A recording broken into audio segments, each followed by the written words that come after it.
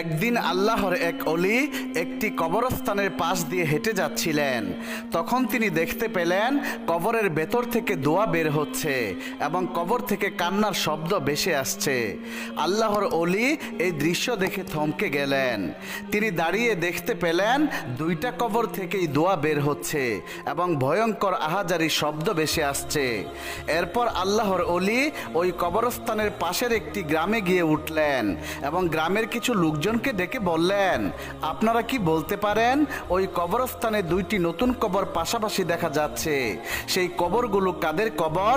গ্রামের কয়েকজন লোক বলল, কিছুদিন পূর্বে ওই পাশের গ্রামের একটি মেয়ের বাবা মা দুজনেই ইন্তেকাল করেছেন।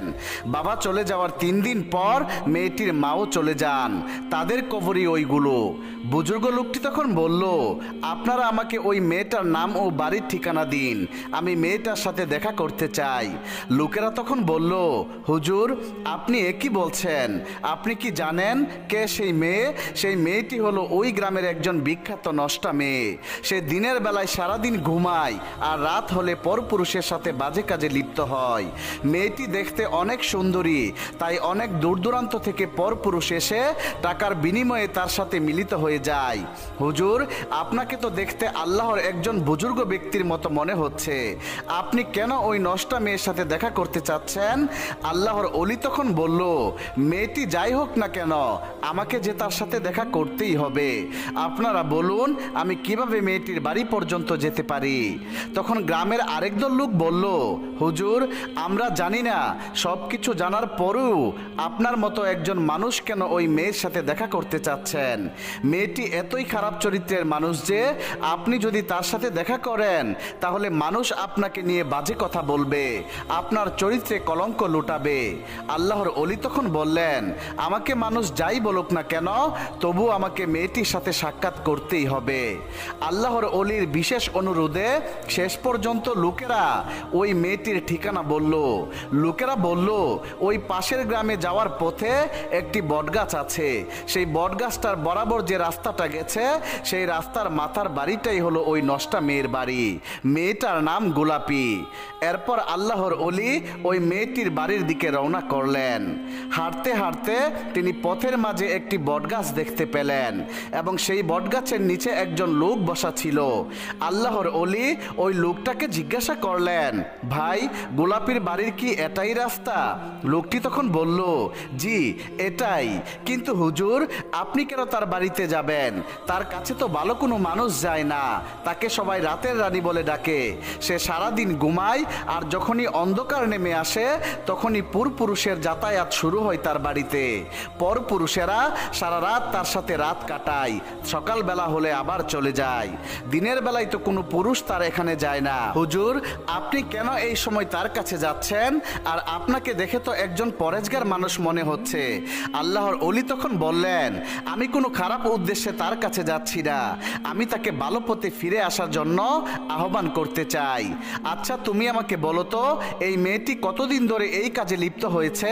লোকটি তখন বলল, কয়েক মাস হলো মেয়েটির বাবা মা দুনিয়া ছেড়ে চলে গেছে, এরপরেই মেয়েটি এই খারাপ পথে চলে যায়। অতঃপর আল্লাহর অলি আর কোনো কিছু না বলে সেই রাস্তা ধরে মেয়েটির বাড়িতে গিয়ে উঠলেন। আল্লাহর অলি মেয়েটির বাড়ির উঠোনে দাঁড়িয়ে ডাকতে লাগলেন, ঘরের ভেতরে কি কেউ আছেন? একটু বের হবেন, আপনার সাথে আমার জরুরি কিছু কথা আছে। কিন্তু ঘরের ভেতর থেকে কোনো সারা শব্দ আসছে না। হুজুর আবার ডেকে বললেন, ভিতরে যদি কেউ থেকে থাকেন তাহলে একটু বাহিরে আসেন। এরপর ঘরের ভেতর থেকে একটি মহিলা বের হয়ে আসলো। আল্লাহর অলি মহিলাটাকে জিজ্ঞাসা করলেন, আপনার নাম কি গোলাপি? মহিলাটি বলল, না ম্যাডাম ওই পুকুর পাড়ে গোসল করতে গেছে, আপনি ওইখানে গেলেই তাকে পাবেন। এরপর আল্লাহর অলি পুকুর পাড়ে গিয়ে দেখতে পেলেন মেয়েটি পুকুর পাড়ে বসে গোসল করার প্রস্তুতি নিচ্ছে। আল্লাহর অলিকে দেখে মেয়েটি থমকে গেল। এরপর মেয়েটি বলল, হুজুর আপনি কেন এখানে আসলেন? হুজুর বলল, আমি তোমার সাথে কিছু বিশেষ কথা বলতে চাই। মেয়েটি তখন বলল, হুজুর সবাই তো আমার কাছে একটি কারণেই আসে, কিন্তু আপনাকে দেখে মনে হচ্ছে আপনি আল্লাহ পূজারী একজন মানুষ। তাহলে বলুন তো আমার মতো একজন নষ্টা মেয়ের সাথে আপনার কি এমন বিশেষ কথা থাকতে পারে? হুজুর তখন বলল, আমি তোমাকে কিছু কথা জিজ্ঞেস করব, তুমি কি তার সঠিক জবাব জবাব দেবে? মেয়েটি তখন বলল, আমার চরিত্র খারাপ হলেও আমি আবার মিথ্যা কথা বলতে পারি না। আপনি বলুন কি জানতে চান? আল্লাহর ওলি বলল, কিছুদিন আগে তোমার বাবা মা দুজনেই দুনিয়া ছেড়ে চলে গেছে, এটা তো সত্য। মেয়েটি হেসে হেসে উত্তর দিল, আমার মা বাবাকে অনেক ভালোবাসতো, তাই বাবা চলে যাওয়ার 3 দিন পর মাও চলে যায়। আল্লাহর ওলি তখন বলল, তুমি কি জানো তোমার এই পাপের জন্য তোমার বাবা মায়ের কবরে যে ভয়ানক আযাব হচ্ছে? মেয়েটি তখন বলল, আমার কারণে যদি তাদের কবরে আযাব হয় তাহলে এটাই তাদের প্রাপ্য ছিল, কেননা তারাই তো আমাকে খারাপ বানিয়েছে। তারা যদি আমাকে ভালো মানুষের মতো মানুষ করত তাহলে আমি আজকে এই পথ বেছে নিতাম না। তারা চলে যাওয়ার পর কেউ আমাকে দুমুঠো ভাতও দিয়ে যায়নি, কেউ আমার কোনো খোঁজ খবর রাখেনি। আমি কি খাচ্ছি, কি পড়ছি, এ নিয়ে সমাজের কারো কোনো মাথা ব্যথা নেই। উপায়ন্তর না দেখে আমি বাধ্য হয়ে এই পথ বেছে নিয়েছি।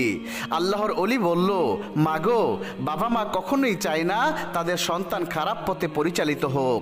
তারা তাদের সাধ্যমতো সন্তানদেরকে মানুষ করার চেষ্টা করে।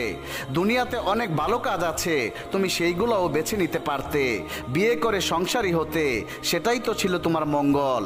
এখন তোমার এই খারাপ কাজের জন্য কবরে তারা শাস্তি পাচ্ছে। তারা তো এই জন্য তোমাকে দুনিয়াতে জন্ম দিয়ে যায়নি।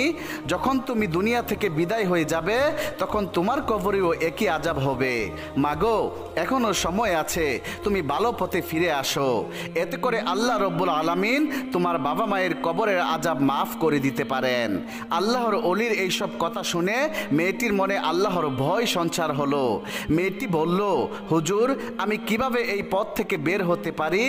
আপনি আমাকে সৎ উপদেশ দিন, কি করলে আমি এই পথ থেকে বের হতে পারবো? মেয়েটি এই কথাগুলো বলছিল আর পুকুর থেকে পানি হাতে নিয়ে ছিটকিয়ে মাটিতে ফেলছিল। সেইখানে একটি ল্যাংড়া ব্যাঙ ছিল, যেই ব্যাঙটি 7 দিন ধরে পানির পিপাসাতে কাতর ছিল। মেয়েটি যখন পানি ছিটকিয়ে ফেলছিল আর সেই পানিগুলো ওই ল্যাংড়া ব্যাঙের মুখে গিয়ে বারবার পড়ছিল, ব্যাঙটি তৃপ্তি সহকারে সেই পানি পান করলেন। এরপর ব্যাঙটি আল্লাহর দরবারে শুকরিয়া আদায় করে ফরিয়াদ করে বললেন, হে আল্লাহ, যে পানি দিয়ে আমার কলিজা ঠান্ডা করেছে, তুমি তার মা বাবার কলিজা ঠান্ডা রেখো। ব্যাঙের এই দোয়া আল্লাহর দরবারে কবুল হয়ে যায়। সাথে সাথে আল্লাহ রব্বুল আলামিন ওই মেয়ের মা বাবার কবরের আযাব মাফ করে দেন। সুবহানাল্লাহ। এরপর ওই আল্লাহর ওলি মেয়েটিকে ভালো হওয়ার পরামর্শ ও উপদেশ দিয়ে সেখান থেকে চলে আসলেন। আল্লাহর ওলি যখন সেই কবরের পাশ দিয়ে আবার যেতে লাগলেন তখন দেখলেন ওই কবর দুটি থেকে দোয়া বের হচ্ছে না এবং কবর থেকে কোনো আহাজারিও শোনা যাচ্ছে না। এরপর আল্লাহর ওলি আকাশের দিকে তাকিয়ে বললেন, হে আল্লাহ, তুমি রহমানুর রহিম, তোমার লীলা বোঝার সাধ্য